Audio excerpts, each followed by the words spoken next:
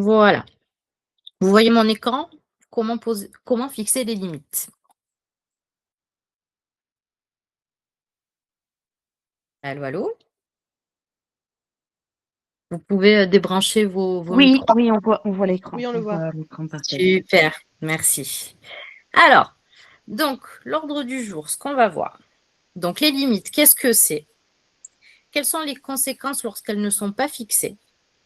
Et qu'est-ce qu'on peut mettre en place pour les fixer et les faire respecter? Alors, pour vous, limite, qu'est-ce que ça veut dire? En un mot, en une phrase, qu'est-ce que c'est pour vous les limites? Je vous écoute. C'est se respecter soi-même, c'est la limite au-delà de laquelle, on se sent plus respecté et où on dit à la personne qu'elle peut quoi, puisqu'on réagit pas, par exemple à des demandes de services, qui sont pas raisonnables et sans rien avoir en retour. Heu, Si on laisse faire, on indique à la personne qu'elle peut, quelque part. D'accord. Donc de poser la limite, ça permet de dire à la personne: «Stop», c'est ça? Oui, c'est ça. OK, OK. Quoi d'autre?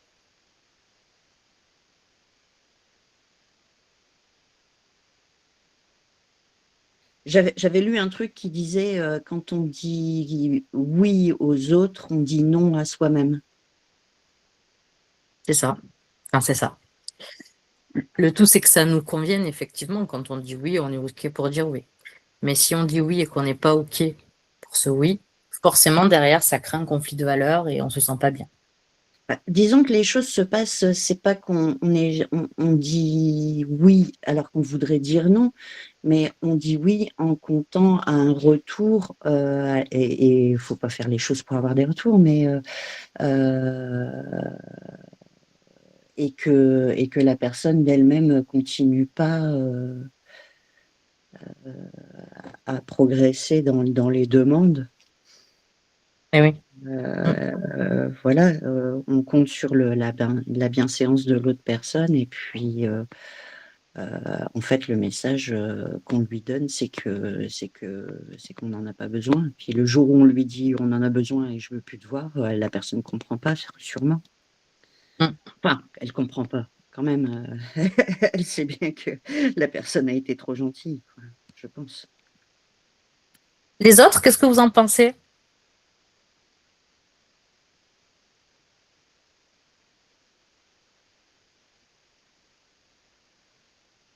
Alors si vous voulez pas parler, vous pouvez aussi, communiquer à travers le chat. Donc c'était bien un atelier participatif.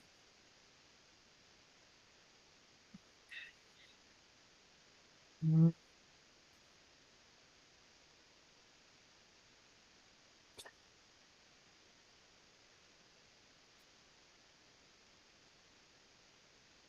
Hop, je reviens.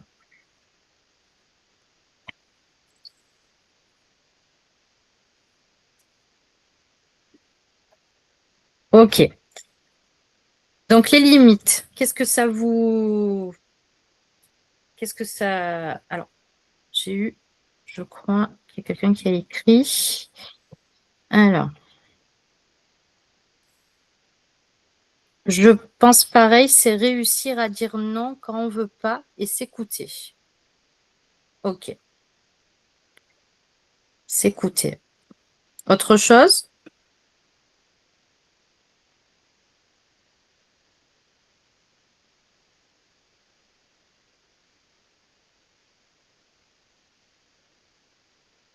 Alors, on va voir la définition. Les limites sont des frontières personnelles que nous établissons pour protéger notre bien-être physique, émotionnel et mental. Elles définissent ce qui est acceptable et ce qui ne l'est pas dans nos interactions avec les autres. Protéger notre bien-être physique, émotionnel et mental. C'est fort, hein? Qu'est-ce que vous en pensez?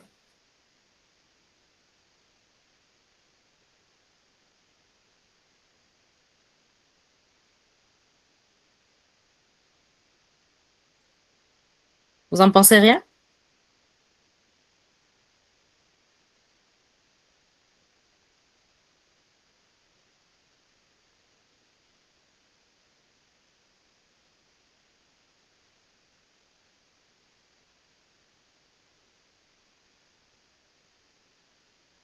Alors, on continue. Conséquences de l'absence de limite. Donc, les conséquences émotionnelles. Donc, sentiment de frustration, c'est ce que tu disais tout à l'heure, Caroline. Sentiment de frustration et de colère. Anxiété et stress chronique. Perte de confiance en soi. Physique. Fatigue, épuisement. Problèmes de sommeil. Tension musculaire et maux de tête. Et relationnel, donc relations déséquilibrées et toxiques, manque de respect mutuel et conflits fréquents. Est-ce que vous aurez d'autres choses à ajouter sur l'absence de limite?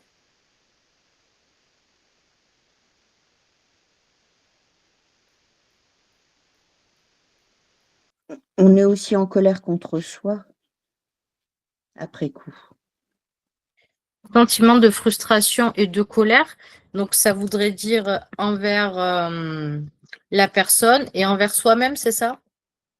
Oui, on a conscience quand même que, il y a un manque, de réaction de notre part, quoi, qu'on a autorisé.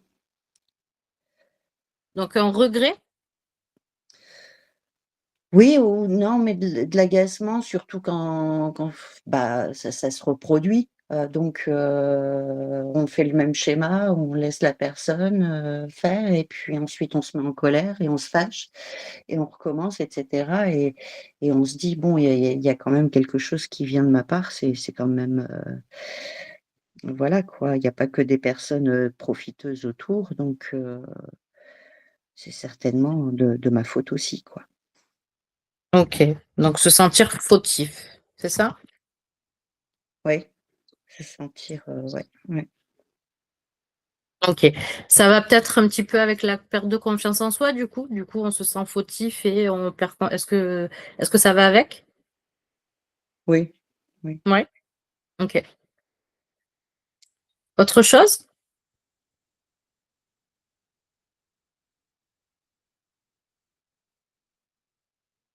Donc, on va voir ce qui est important de faire dans un premier temps. Donc, du coup, Caroline, ça va peut-être répondre un petit peu à tes attentes que tu m'expliquais au début. Ben, c'est important d'apprendre à identifier ses besoins et ses limites pour pouvoir les communiquer. Si on ne sait pas quels sont nos besoins et on ne sait pas quelles sont nos limites, on ne peut pas les communiquer et la personne en face, elle ne peut pas les deviner. Et c'est souvent de là que viennent justement ce cercle vicieux. C'est-à-dire que en tant qu'être humain, on a tous des besoins. Mais c'est vrai qu'on n'a pas forcément appris dans notre éducation ou dans notre mentalité occidentale, on n'a pas appris à à identifier justement ses besoins. Et c'est ce qui fait que si on ne sait pas quels sont nos besoins, derrière, on ne peut pas savoir quelles sont nos limites. Donc déjà, ça, c'est important d'arriver à identifier nos besoins et par rapport à ces besoins, jusqu'à où je peux aller par rapport à ce besoin-là. Par rapport à ça, est-ce que déjà vous avez des questions ou quelque chose qui vous interpelle?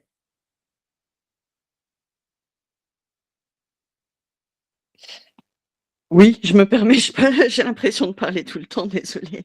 Hem, c'est pas que c'est pas que quand on nous demande des choses, ça nous dérange de les faire, c'est qu'on se rend compte au bout d'un moment que la personne continue ses demandes et que nous, on reçoit rien.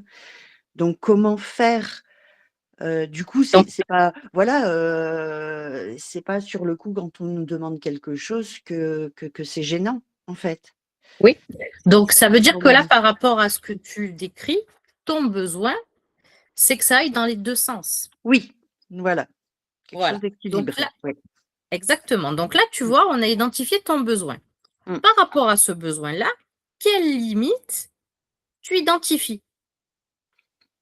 Bah, quand il y a de la redondance, mais Mais je vous dis, c'est déjà un peu trop tard, je me fâche surtout que, ça touche un point sensible, du coup, hein, puisque Donc, ça s'est répété, donc c'est déjà une blessure et du coup, quand ça se la colère, vient vite, en fait et du coup, le problème, c'est savoir quand.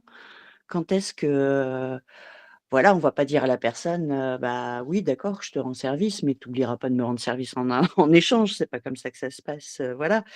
non. Donc Mais du coup, c'est de fixer déjà une limite par rapport à toi. C'est justement, moi, mon besoin, c'est que j'ai besoin qu'une relation amicale, par exemple, elle soit dans les deux sens. Moi, quand j'ai besoin, cette personne, ce que j'attends, ce que j'ai besoin, c'est qu'elle soit là. Et quand elle a besoin, je suis là aussi pour elle. D'accord? Toi, c'est ton besoin, que ça aille dans les deux sens. Donc, par rapport à ce besoin-là, toi, tu identifies ta limite. Ta limite, c'est quoi? Ben, ça va être, par exemple, si, par exemple, je ne sais pas, parce que tu m'expliques que ça fait plusieurs fois, enfin, tu t'en rends compte finalement trop tard. C'est ça? Et que du coup, la oui et personne, puis, bah, voilà. ce qui se passe, c'est que je pense que comme dans des personnalités comme nous, en fait, nous, on demande pas, on se débrouille tout seul, en fait. Moi, OK. j'ai ouais, on a un problème à recevoir et on n'a pas de problème à donner. Sauf que quand même, au bout d'un moment, on s'en aperçoit. On est des donnants, on n'est pas des recevants et même quand on nous propose, des services, on refuse, on se débrouille tout seul. Enfin, je crois que ça fait partie du tout, de la personnalité des gens qui savent pas poser de limites. Elles-mêmes, elles demandent pas des services. OK. Je sais pas si vous Donc, avez donc là, l'idée, ce serait peut-être déjà dans un premier temps pour te protéger. Après, c'est un exemple que je donne, hein, bien sûr, c'est vraiment par-dessus, entre guillemets. Il faudra vraiment individuellement analyser ça pour voir quelle est vraiment la limite. Mais par exemple, dans ce cas-là, ça pourrait être, bon ben, quand je vais rendre service 3 fois à la personne, si j'ai pas reçu, ma limite, elle est là. Par exemple, c'est peut-être trop cash, hein, après c'est justement un travail approfondi à mener, mais c'est juste pour que vous ayez un visuel de cette méthode, c'est ça. C'est-à-dire mon besoin, il est là, j'identifie ma limite.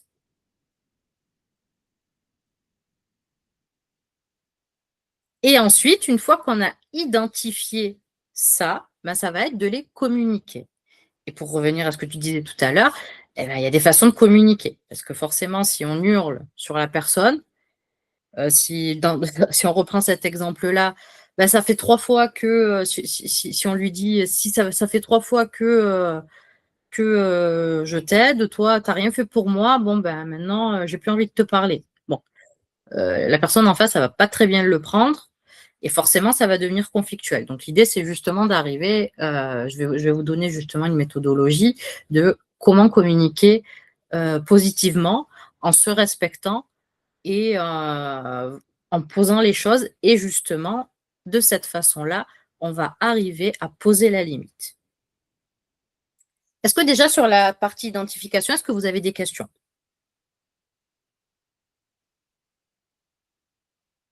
On continue? Donc voilà. Donc en fait, ça s'appelle la CNV, communication non violente. Donc, sur un fait, c'est premièrement, on observe. C'est vraiment d'arriver à parler sans jugement, sans, oui, sans jugement de valeur et vraiment au jeu. Quand on parle au jeu, c'est moi. Je. Moi, j'ai vécu ça, moi. Quand on dit tu n'as pas fait la vaisselle, tu as pas, tu m'as manqué de respect, on est dans l'accusation. Et forcément, la personne, elle se sent agressée. Donc, c'est vraiment important de parler au je et pas au tu. Donc, dans un premier temps, on observe. Deuxième temps, sentiment. Troisième, besoin. Et quatrième, demande. J'ai mis un exemple. Quand tu arrives 20 minutes après l'heure prévue à nos rendez-vous, donc là, c'est vraiment l'observation, c'est-à-dire, voilà ce qui s'est passé, le cadre, on rappelle le cadre, on rappelle la circonstance, sans jugement, sans rien. Sentiment, je me sens frustrée et un peu stressée. On ne peut pas aller à l'encontre d'un sentiment. Si je vous dis j'ai mal au ventre, vous ne pouvez pas remettre en question ma douleur. Vous n'êtes pas dans mon corps. Donc là, on ne peut pas. Si je vous dis je me sens frustrée, je me sens stressée, vous ne pouvez pas remettre en question ça. C'est mon sentiment. Le besoin, c'est pour ça que c'est important d'identifier, parce que j'ai besoin de respect et de fiabilité dans l'organisation de mon temps. Là, c'est mon besoin. J'ai besoin de ça. Si j'ai pas ça, ben du coup, je me sens frustrée. Et donc la demande, est-ce que tu pourrais me prévenir à l'avance quand tu penses être en retard? Ou faire en sorte d'arriver à l'heure. Là, quelqu'un vous dit ça, est-ce que vous allez vous énerver? Non. Maintenant, si, à la place de dire ça, elle va vous dire, t'es arrivé à l'heure, ça m'énerve, j'en ai marre, la prochaine fois, tu arriveras à l'heure, sinon, je te prends pas. On va s'énerver et on va aller au conflit. Tout est dans la façon de dire. Et c'est comme ça, justement, qu'on va arriver à poser les limites. C'est de dire, voilà, là, tu as été, voilà ce qui s'est passé. Moi, ça me met en colère, ça, j'ai le sentiment de pas être respectée.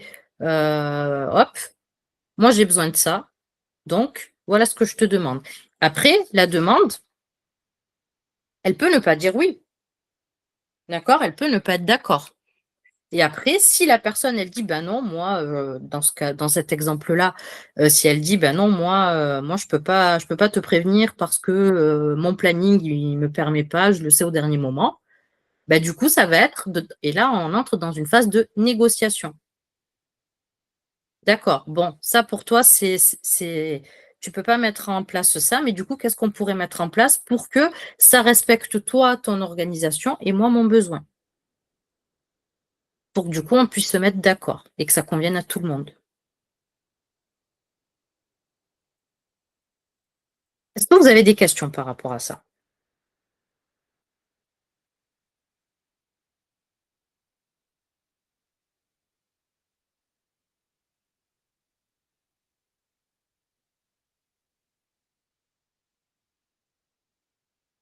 Non? Donc ça, c'est un outil qui permet justement de poser le cadre, de poser la limite de façon bienveillante. Il en existe d'autres parce que quand justement on a du mal à poser les limites et justement ce que tu décrivais tout à l'heure, Caroline, c'était ben, j'ai l'impression de tourner en rond et je suis finalement dans un cercle vicieux. C'est parce que souvent, tout être humain, de toute manière, on a des croyances limitantes qui nous bloquent et qui nous empêchent justement de dire non ou nous empêchent plein de choses dans nos vies. Et justement, c'est d'arriver à transformer ces croyances limitantes en croyances aidantes. C'est ce que je fais en coaching. Et derrière, c'est justement à poser, à faire ce travail-là, justement. Quels sont mes besoins? C'est quoi? Jusqu'à où je peux aller? Tu vois, dans le cas que tu expliquais tout à l'heure, c'était compliqué justement d'identifier la limite. Donc, c'est vraiment d'arriver à analyser tout ça et d'arriver à identifier vraiment quelle est la limite respectable pour respecter ton besoin. Et à partir de là, qu'est-ce que je mets en place? Est-ce que je le dis? Est-ce que, parce que il y a aussi la posture, il y a plein de choses à mettre en place, il n'y a pas que la communication pour justement arriver à poser la limite. Et ça, c'est un travail aussi qu'on peut faire en individuel s'il y a vraiment ce cercle vicieux, quoi. Bah, puis le truc, c'est aussi qu'on est des personnes qui aiment rendre service, en fait. On aime cette solidarité-là. Bon là, je pense à ma dernière, mauvaise expérience, donc là, c'était amical, mais on aime rendre service. C'est qu'au bout d'un moment, on s'aperçoit ce que l'autre personne en fait, quoi. Et oui. Et oui. Et donc, c'est justement aussi peut-être se poser la question à qui, à qui je rends service et jusqu'à où. Tu vois, c'est ça, c'est vraiment d'arriver Ouais, à, quelque part, faut en arriver à dire non, même si ça ne nous dérangeait pas, histoire de garder le respect de l'autre personne. Ce qui est d'autant plus difficile de trouver le moment où il faut commencer à dire non, alors que nous, on aime bien être là pour l'autre. eh oui, Donc, eh oui. faut apprendre à, voilà, à pas s'écouter, même si on a envie de le faire, de pas le faire. Enfin, c'est quand même assez triste, mais et puis on a Bah, peur de perdre la personne quand on va dire, quand on va mettre une limite. Mais bon, là, force est de constater que de toute façon, on la perd au bout d'un moment et dans des conditions un peu tragiques. Donc, on revient sur ça, hein, aux relations déséquilibrées et toxiques. Manque de respect mutuel, conflits fréquents. Donc finalement, les personnes qui ne respectent pas nos limites, est-ce que c'est des relations saines? c'est-à-dire qu'on les a pas posées les limites. Alors on peut pas dire que la personne n'a pas respecté les limites, on n'en a même pas posé et quelque Complètement. part, on a envoyé le message: «Tu peux y aller». Complètement. C'est pour ça que c'est important de les poser, de les fixer, de dire voilà mon besoin. La personne, si elle respecte ton besoin, c'est OK. Elle va te dire OK, j'entends, et on continue et ça va avancer. C'est pour ça que c'est dans la façon justement de poser la limite. Si on arrive juste en disant arrête de me demander ça, on ne comprend pas. Elle l'a toujours fait, d'un coup elle me demande d'arrêter, qu'est-ce qu'elle a? Maintenant, en revenant sur ce que j'expliquais, sur cette méthode-là, c'est vraiment d'expliquer le pourquoi du comment. J'ai besoin de ça parce que ça me fait ça. Une personne normalement constituée et bienveillante, qui tient à vous, elle va vous dire: «OK, d'accord, qu'est-ce qu'on met en place?» Et là, ça veut dire qu'on est sur une relation saine et cette personne-là, ça veut dire que tu la perdras pas. Maintenant, si tu poses la limite de façon bienveillante, comme j'ai décrit, si la personne, tu la perds, c'est que tu étais pas dans une bonne relation. Tout à fait. Donc, au final, est-ce que c'est grave de perdre des personnes qui finalement ton besoin, qui finalement ne respectent pas tes besoins? Non, c'est même utile. Donc ça fait le tri, j'ai envie de dire. Toi, tu as posé si tu poses les choses de façon bienveillante, gentille, comme ici, on n'a rien à te reprocher, tu vois? Tu as posé les choses, tu as pas accusé, tu as pas insulté, tu as juste dit: «Voilà, moi, ça, c'est pas possible parce que, je peux voilà ce que ça me fait». Donc si la personne, elle respecte, c'est quelqu'un qui, entre guillemets, «vaut le coup» dans ta vie et du coup, OK, elle sera là. Si la personne, elle se vexe parce que finalement, ce qu'elle attendait, c'était juste que tu lui rendes service, bah, là, tu comprendras en fait que cette personne-là, c'est juste ce qu'elle veut et donc, bah, OK, j'arrête. Et peut-être que c'est aussi, ça aussi dans ta façon justement, tu disais: «Ouais, mais la limite, elle est où?» Bah, justement, peut-être que ça va être déjà d'arriver à faire le tri entre guillemets dans les personnes autour de toi. Quelles sont vraiment leurs attentes vis-à-vis de toi? Parce que tu disais, moi je les aide, mais moi on m'aide pas aussi parce que je le demande pas. Ben, du coup, peut-être que tu verras l'envers du décor à travers ces limites-là. Qu'est-ce que tu en penses? Oui, oui, j'entends.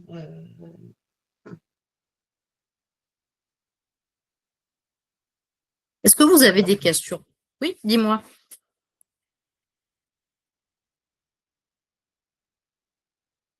Ouais, faut s'exercer certainement, Oui, à dire les exactement. choses posément. Exactement. En Mmh. fait, cet exercice, bien sûr, c'est pas en claquant des doigts, d'accord? On est comme on est, c'est ce que tu disais tout à l'heure, moi je le dis, voilà, la colère elle monte et du coup ça sort comme ça sort. Ben oui. Donc forcément, ça tu l'as, d'accord? Cet outil tu l'as. Au début, ça va sortir comme ça a l'habitude de sortir. Sauf que l'exercice à faire, c'est du coup de se repasser le film et de se remettre en question, entre guillemets. Et c'est de se dire, OK, et de se repasser le film, en fait, et de se dire, bon, là, je lui ai dit ça comme ça, j'aurais pas dû. Si je reprends la CNV, c'est quoi? Observation. OK. Et en fait, c'est de faire l'exercice là. Ben, plutôt que de le dire comme ça, comment j'aurais pu le dire? Et c'est d'arriver à faire ce travail-là. Et à force de faire ce travail-là, finalement, ça va venir. Et ensuite, quand on le dit, ben, petit à petit, ça va venir automatiquement. C'est un petit peu comme une rééducation. Quand on a parlé pendant 40 ans de façon colérique ou voilà, on est spontané, on est, ben, forcément, on va pas changer notre manière de communiquer du jour au lendemain. Ça s'apprend. Mais c'est petit à petit que ça vient.